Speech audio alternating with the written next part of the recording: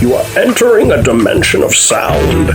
You carefully come in through the threshold with wonder, yet skepticism. You see the faint shape of an outline of a robot arm petting a cat. You faintly hear the haunting sounds of a man playing a tambourine. The sound augments into two men playing with a soundboard. You're listening to Canary Cry News Talk. Stay a while and listen. And now, where Nephilim news meets biblical views, you'll find broken memes and shattered dreams. Give it up for Basil and Guns. You're listening to Canary Cry News Talk. Today is February 5th, 2020, episode 175, and this week, Robot Worms and Apocalypse Pastor Pole. My name's Basil. And this is Gons, and that's a pole, not a pole. A pole. Pole? Yeah, it's a pastor pole, not a pole. Yeah, what did I say? A pole.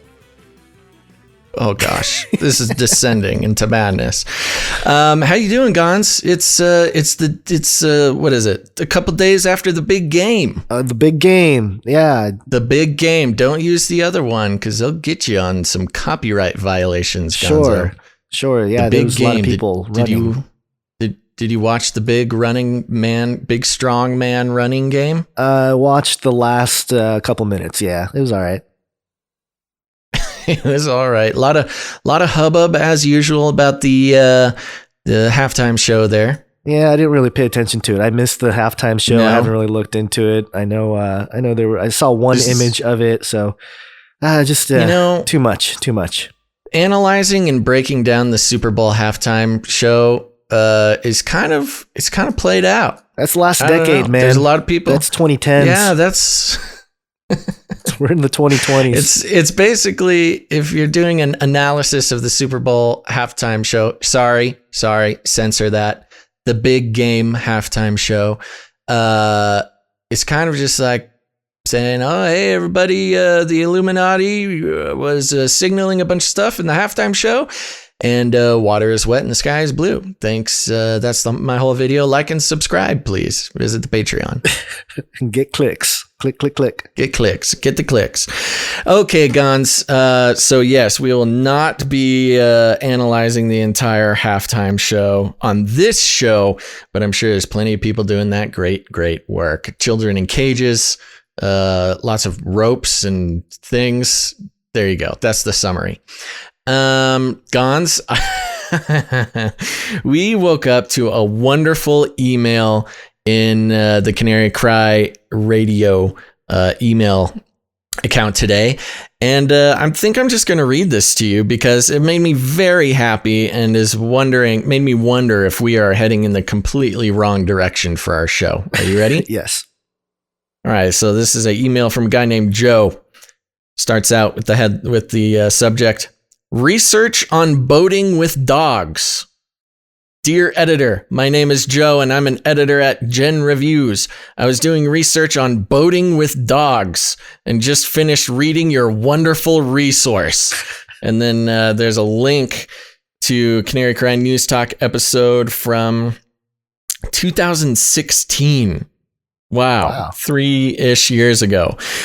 In that article, I noticed you cited a solid page that I've come across in the past, and he links this YouTube video, this solid page that he's come across in the past. And will you just play the clip to that link? Sure, right here. Boat dog, boat dog, boat dog, boat dog. Boat dog. That's right. Canary Cry News Talk, your number one source for videos of dogs on boats. His email continues. We just published an updated comprehensive guide on boating safely with your dog on our sister site, Your Dog Advisor. It's completely free and you can find it here, and he leaves a little link. If you liked the piece, we'd be humbled if you cited us in your article. Of course, we'll also share your article with 100 100,000 newsletter subscribers and followers across our social platform. Gons, I think we should link them. We should put links in the description. Article, put it in the description. We should do it on this show. We should do it to the past show, the one that they cited, because if we can get free email marketing to 100,000 people, I say let's do it, man. Let's throw a link to yourdogadvisor.com/boating safely with your dog. And that boat dog video, Gons, was a huge mystery why this guy was emailing us.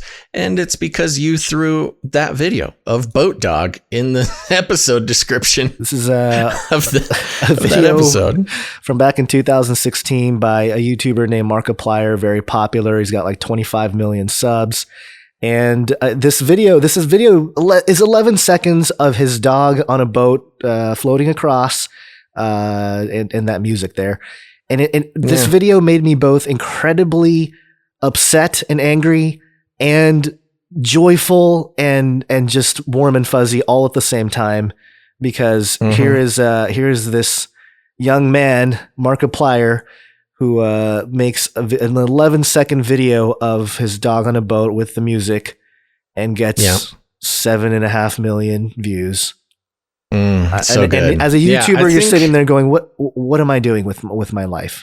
Why am I researching and doing all this?" I think we need to jump on this, man. I think this is good for us. Thank you, Joe from yourdogadvisor.com for reaching out. We'll certainly be adding that link, maybe in all the episodes. If each one will get us sent out to their 100,000 subscribers, I am happy to do that. And for those who want to, check that out, he's referring to episode CCNT, Friendly Flies, Too Long Ties, and Leaky Lies from October 10th of 2016. Whoa. So let's do that, man. We need to take advantage of all that. You've been doing this show since 2016. That's kind of crazy. I know. We're old. I know. It's craziness. It doesn't seem like that's right, because there's, 175 episodes, 50 a year. Yeah, so that's 3 years, 3.25 years. Yeah, okay. Wait, no, 3.5 years. That makes sense. All right, everybody. Moving on. I just want to say again, Gons, just so you know, so you can get a full picture of what I'm working with this morning. I am sitting at my computer. I'm wearing my podjamas, my podcasting onesie. Podjamas, copywritten by us, so nobody steal it, and keep it a lookout. This is how we're gonna make our millions for podcaster uniforms, loosely inspired by the very fashionable SpaceX blue jumpsuits. Also, I'm wearing my EMF protecting hood. So I got my tinfoil hat on. I got my podjamas. I'm ready to roll, baby. This is a good day. You sound like a whole line of products. I know. Well, we got to make some money somehow, man. And this is how we're doing it. Okay. We're just going to set fashion trends. Yes. EMF protection, tinfoil hats, EMF hoods, podjamas. And I don't know, maybe we got to start a brand of coffee or something. Because you know what, Gons, we got to retire someday, and that day is not today, but we got to work that direction. Yep. So there you go. All right, Gons, let's jump right into this. This is a very quick Flippy update, baby. Flippy update. Do you want fries with that?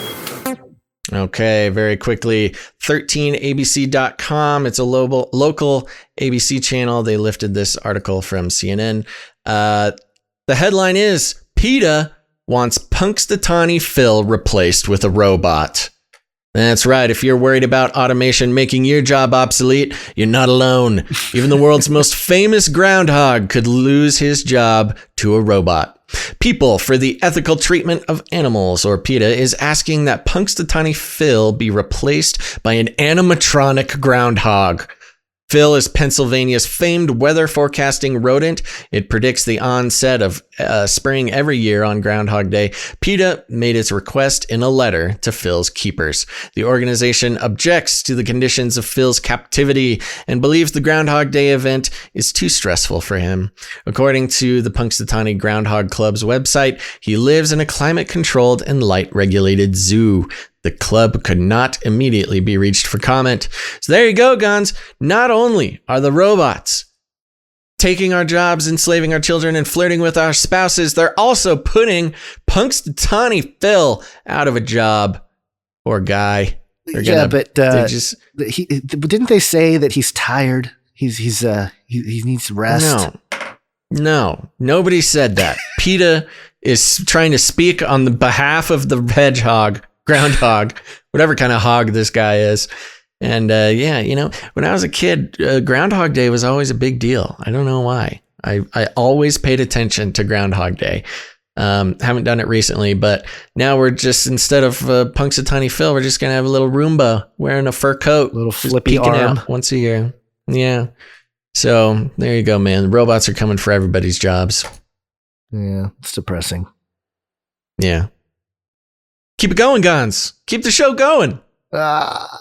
Did you ever have the feeling that you were being watched? It's supposed to be you. It says G next to it. Oh, that's my bad. This was me. Sorry, I wasn't reading the notes very well. It's okay. Okay, we got an article here from ArabNews.com, our favorite news site with the word Arab in it. Arab News. This is very interesting, and it plugs into what our broad scope of this show is, Guns. CERN Physics Lab drops Facebook over data concerns. That's right. Geneva. Europe's physics lab CERN on Wednesday said it had stopped using a Facebook team chat application because of concerns about handing over data to the US tech giant. CERN said it wound up its Facebook Workplace account on January 31st after the US firm gave it the choice of either paying to use the service or sharing data. Ooh. Wow, CERN didn't want to pay for the service or share their data. Smart guys over there. Yeah. Quote, losing control of our data was unacceptable, CERN said in a blog on January 28th. I like how they refer to CERN as CERN. Yeah, first person. It's not the leadership at CERN or the organization that runs CERN.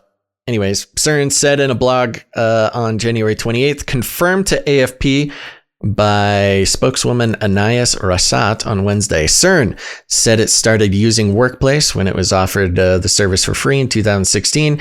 It said some 1,000 members of the CERN community had created accounts, and there were around 150 active users each week.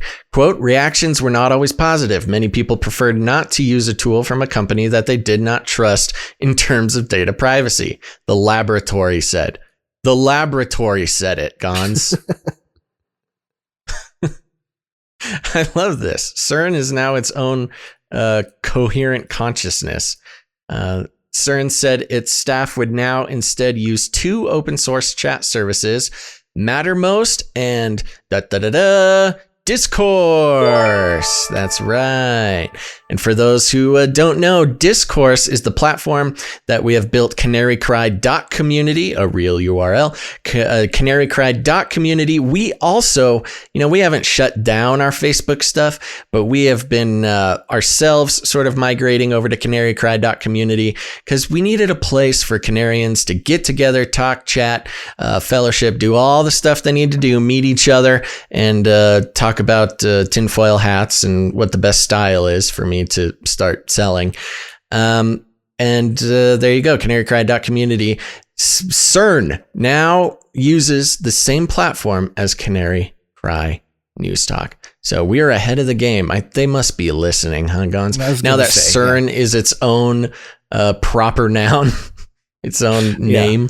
As they become self-aware, what are they going to do? They're going to look up themselves on Google, and they're going to find our videos and podcast episodes talking about it, and then they'll contact us or something. Ugh, creepy. That's right.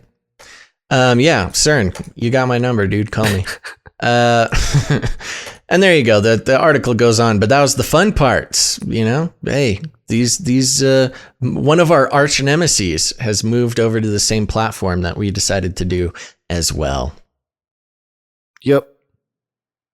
Gons. Yep. Are you okay? I'm having. I stuff was lined up in ways that I didn't think were lined up, but I have him here. So, okay. You're talking about your sound effects? My You're having soundboard technical is a little, my slowing palette you is a down? little messed up. So, yeah, sorry. Your about that. pineal gland produces all your precious melatonin from your brain. I'm for the robots.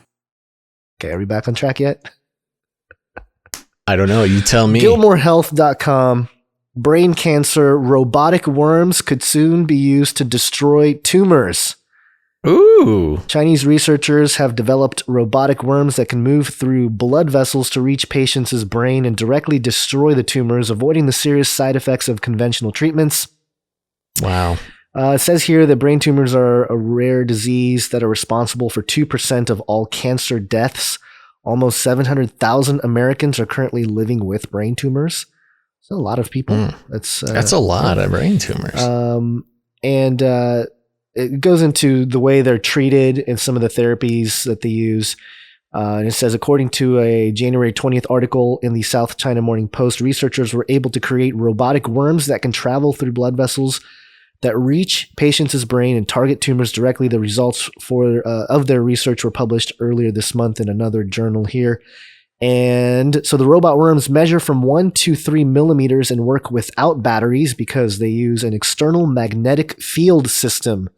They have made the heads of these worms from a magnet consisting of an alloy of neodymium, Neodymium? neodymium, I don't know. iron and Yeah, sounds boron, right. and the tails from a special composite material. To activate the robot worms in the brain, the patient will have to stand still, placed in a magnetic resonance machine to create the corresponding magnetic field. Once inside the body, the worms will be able to bring drugs to the target area, avoiding the side effects associated with unconventional treatments. Once it has accomplished its mission, it will leave the patient's body on its own. That's a little vague for me. It's kind of weird, though. They're like, It'll put you in this this is how chamber. we get it in there. You know, you get the worms in your body, and then we put you in a magnet machine, and it guides the robots all the way to your brain where it does the thing, and then they'll find their way out on their own. Well, the initial entry point is, I think, the issue here, because it says, if brain implants already exist, the revolution here lies in the way robots are inserted into the patient, because currently brain implants can only be inserted through a complicated surgical procedure. They therefore have a limited capacity for integration with neurons and can only perform a few basic tasks. And but their big thing, Basil, their big goal, our goal is not to develop a biological weapon. Oh, that's nice. Yes. Here, the transformative. That's nice that they felt compelled to put that in giant headline font right in the middle of the article with no other context. It says in the article, they can, quote, function as an implant for the brain-computer interface, says Zhu Tiantian, the senior scientist of the project at the Shenzhen Institute of Advanced Technology. This would allow direct communication with the computer without a keyboard or screen because, worms in your brain. Wait, what is switch? This is crazy. It just switches over to brain machine interface? Yeah.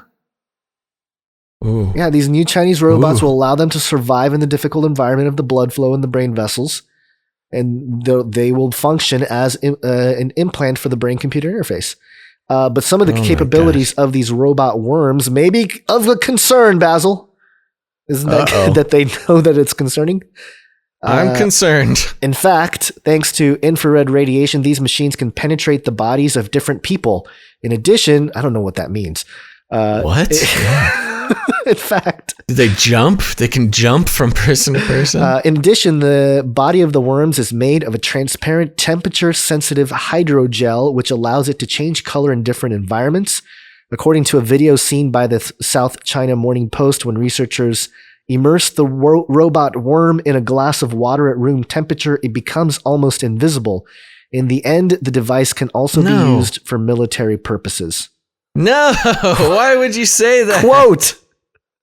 Quote, we only hope that this day will never come.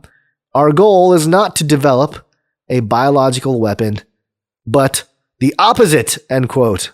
Tian told the South China Morning Post. Now, Basil, if you're creating the opposite of a biological weapon, what would that be if it's not creating a biological weapon? What would It's the weird opposite? that they even had to say this. Well, I think there's a little bit of the Chinese culture there as well. Like just the way it's the English is translated, it seems like something that, but at the same time, Highly suspicious, Gonzo. Highly suspicious. Oh my gosh. And this last paragraph.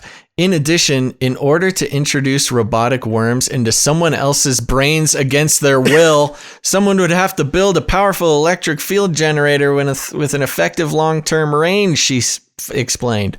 Why are we spending so much energy on how this isn't going to be used as a weapon? Gilmore Health News.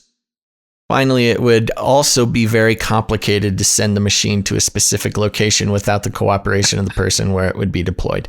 This person must remain perfectly still. Oh, I don't know, like you do in an airport scanner that is itself a giant magnet. Still, while the robot is moving in his body, remembers the researcher. It would be difficult to accomplish, but not impossible. What? Don't worry, we're not making a weapon. If it were a weapon, this is exactly how it would work. It would be difficult, but trust us, not impossible. We're doing the opposite because we're curing brain tumors. Yes, so there you go. Be careful in those scanning machines at the airport. It's probably the Chinese government trying to navigate microscopic worms through your body into your blood or into your brain. So it's all good. Nobody freak out. It's gotta be biblical. All right, Gons, it's going to be biblical, baby. ChristianPost.com, End Times Prophecy Study. Most pastors don't link world events to speeding up Christ's return. Now, this is very interesting. Where, the topic of, the things taught in church, the things not taught in church, and end time stuff going on, being spread throughout the general Christian public is sort of the reason for our shows, our family of products. But let's go into some really weird numbers here, Gons. Mm-hmm. Let's see. Though some religious teachers believe global events in the Middle East could fulfill prophecies about the end of the world, pastors are 3 times more likely to believe evangelism efforts will quicken the return of Jesus Christ, a recent study has found. A study of 1,000 Protestant pastors conducted between August 20th, 2019 and September 24th, 2019 by Lifeway Research found that church leaders believe Christians can speed up the return of Christ by sharing the gospel rather than backing certain geopolitical changes mentioned in biblical prophecy. Quote, while scripture specifically says we cannot know the day or the hour of Jesus Christ's return, we were interested in pastors' views on whether Christians can play a role in bringing about that return any sooner, Lifeway Research Executive Director Scott McConnell noted. Just 1 in 8 Protestant pastors, 12%, believe Christians can speed up the second coming of Jesus by supporting geopolitical changes mentioned in the Bible, with 5% strongly agreeing.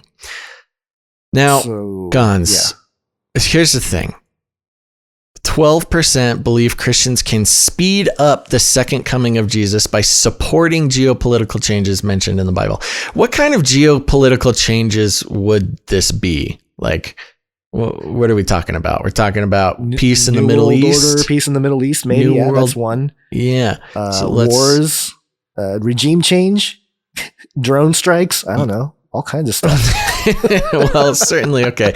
Let's stay sort of on the mainstream. Yeah, because so of course, New World there's Order, a lot of things one that world fit government, into that. Yeah. all that kind of stuff. Basically, right? New World Order, one world government, and peace in the Middle East.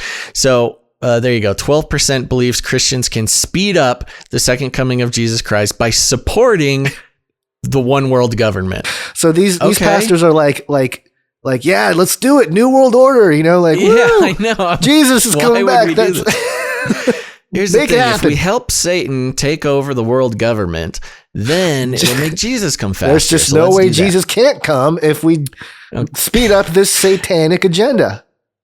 All right, there's a few more numbers Please here, don't and I quit me. think we're gonna go a little over today. So Okay. just be prepared Yep. for that. 8 in 10 pastors, that's 80%, don't believe their support will have an impact on the timing of Christ's return, including 61% who strongly disagree. Okay, so they kind of flipped it here. It's getting hard to understand, but 80% of pastors don't believe their support, I'm assuming they mean geopolitical changes, will have an impact on the timing of Christ's return. So again, very strange. 80% of pastors think that if they don't support, no. They believe that if they support the one world government, peace in the Middle won't East, change and it. wars. Wait, that doesn't make wars any and sense rumors of though, wars. because if it's, well, yeah, okay, yeah, that does They make sense. don't It's the think opposite that of the, supporting that. Okay, all right. These numbers Yeah. are making me wacky. Why I know, is it's it 1 in wacky. 8 in the first one, but 8 of 10 in the second one? It just confuses it because you can't tell if it's the same It's sample. statistics, man. Stats lie. These polls, you can say whatever you want with them. And whoever's writing this does not know what they're saying. But let's continue. Interestingly, in 2003, amid escalating conflicts with Syria, a larger percentage of Americans believed it was part of the Bible's plan for the end times. 1 in 4 believed that a possible U.S. attack on Syria could lead to the Battle of Armageddon. And 1 in 5 believed the world would end in their lifetime. Okay, very interesting. That one's kind of straightforward, but very interesting. 1 in 4 of these Americans, I'm assuming it's Christian Americans, Protestant Americans, believed that the conflict in Syria would lead to the Battle of Armageddon. We're exactly 7 years later now, and to my knowledge, hasn't happened yet. At the time, the survey found that 32% of those polled agreed with the statement, quote, "I believe the battles in Syria are all part of the prophecies of the book of Revelation." 49% disagreed. Okay, so actually more disagreed. Yeah, that's very interesting. Okay.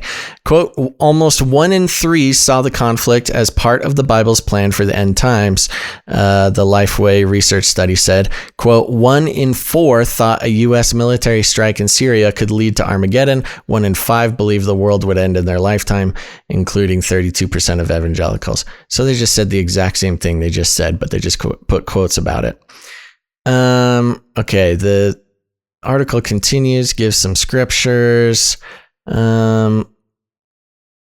However, the majority of Protestant pastors agree immortality will be more common until Jesus returns. Almost 7 in 10 agreed with the statement, quote, "Culture will increasingly get less moral until Jesus Christ returns." Okay, that's a pretty easy one to agree with there. That's pretty straightforward.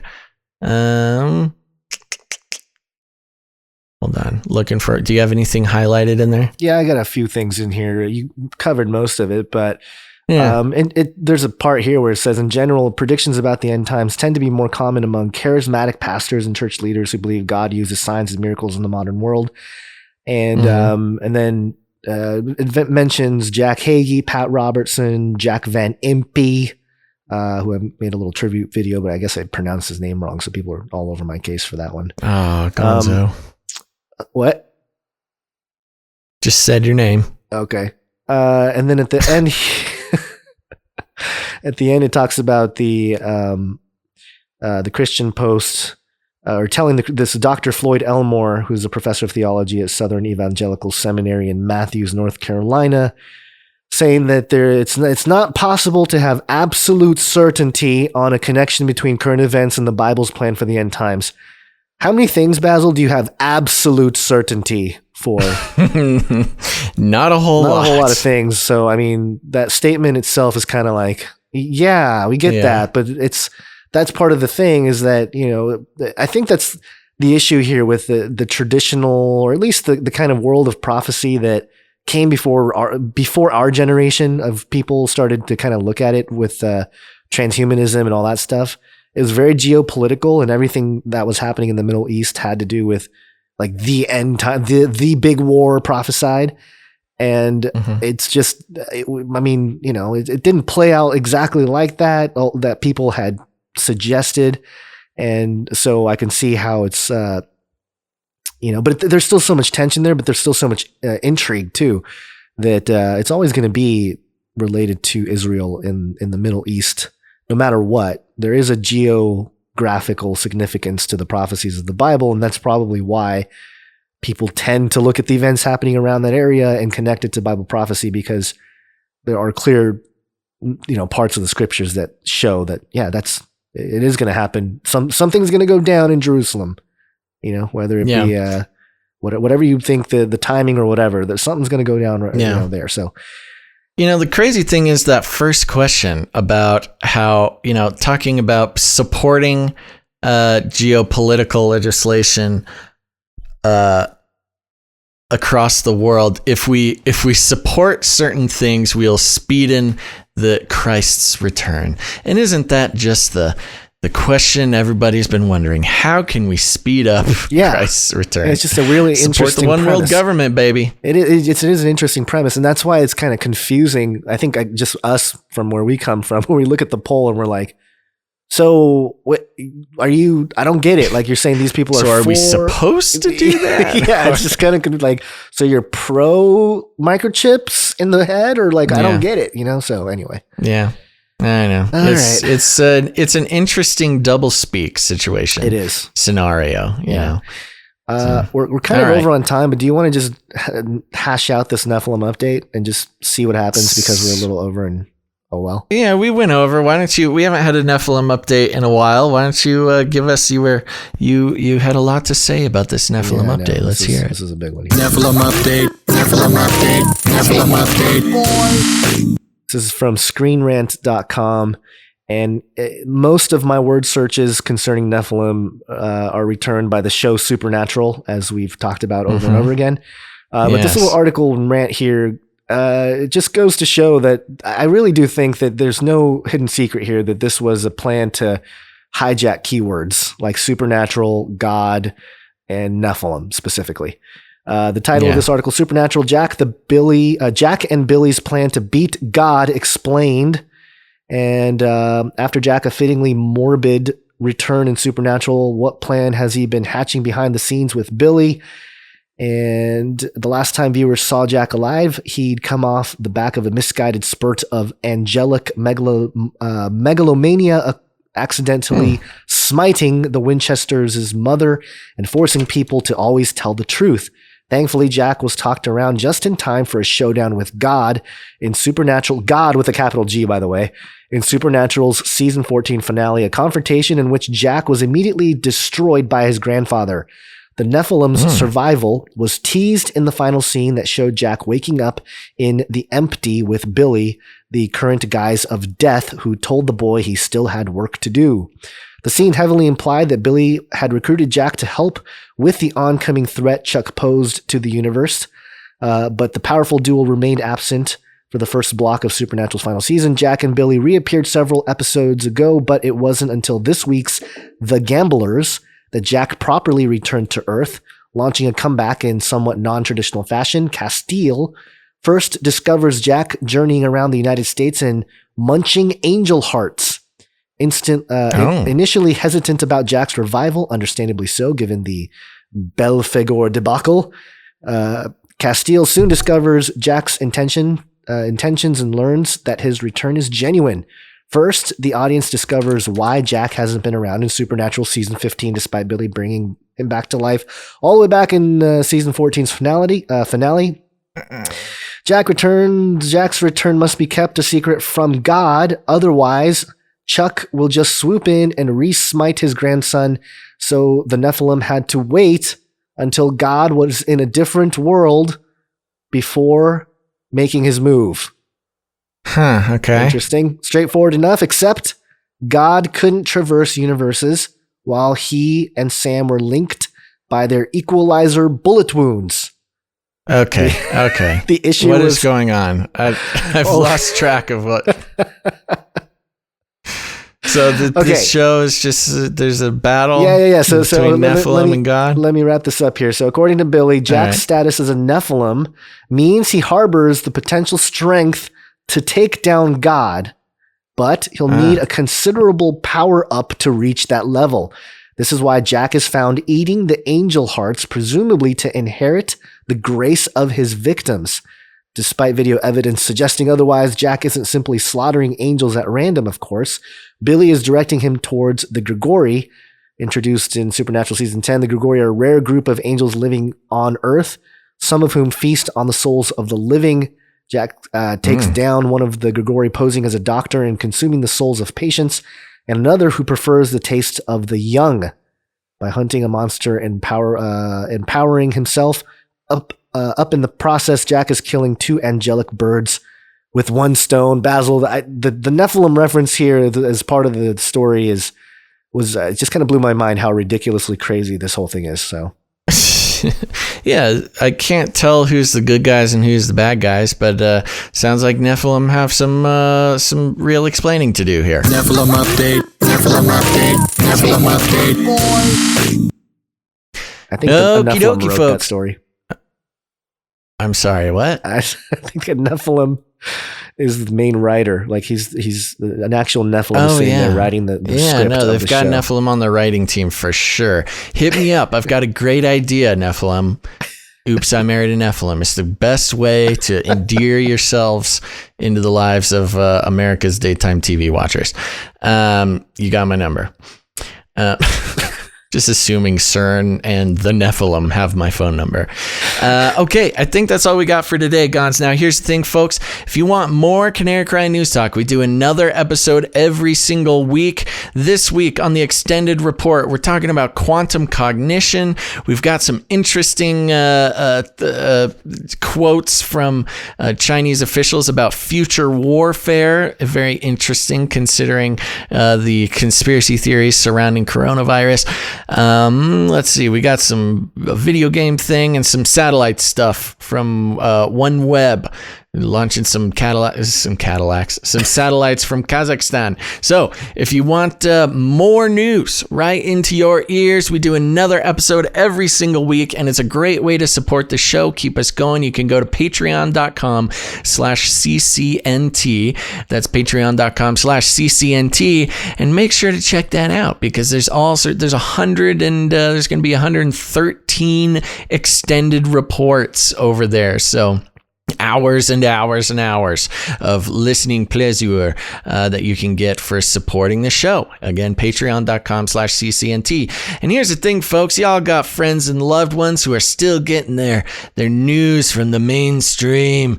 You need to grab them by the cage and shake it. Look it up. I want to shake things up, stir up some controversy, rattle a few cages. Hey, stop that! You'll never silence me. I'm the last angry man, a crusader for the little guy. Leave the bird alone. Never. Rattle a few cages. Rattle a few cages. They're going to probably try and rattle her cage a little bit more. They're going to try to do it, folks. So there you go. Remember, we do this every single week, and your friends and family, they need to hear about it. So go ahead, pick your favorite episode, send it on over, get them subscribed. Just steal their phone and subscribe. Also, remember, we do have the Canary Cry community on Facebook. Over 2,000 people there hanging out, sharing all the Canarian love over there. So make sure to like us on Facebook, Canary Cry Radio and Canary Cry Community. But also, you can go to canarycry.community, and that is where we have set up a community for listeners just like you to congregate, discuss, have some lighthearted fun with some memes, also a lot of fellowshipping, meeting each other. We're going to get some meetups also getting going here, but there you go. So you want to get connected away from the all-seeing eye of Facebook and the lizard people, go to canarycry.community. Discourse, that's where we're at. CERN agrees, that's where to go if you want to get away from all the nastiness that Zucky's got for you. I think that's it, Gons. Any other things?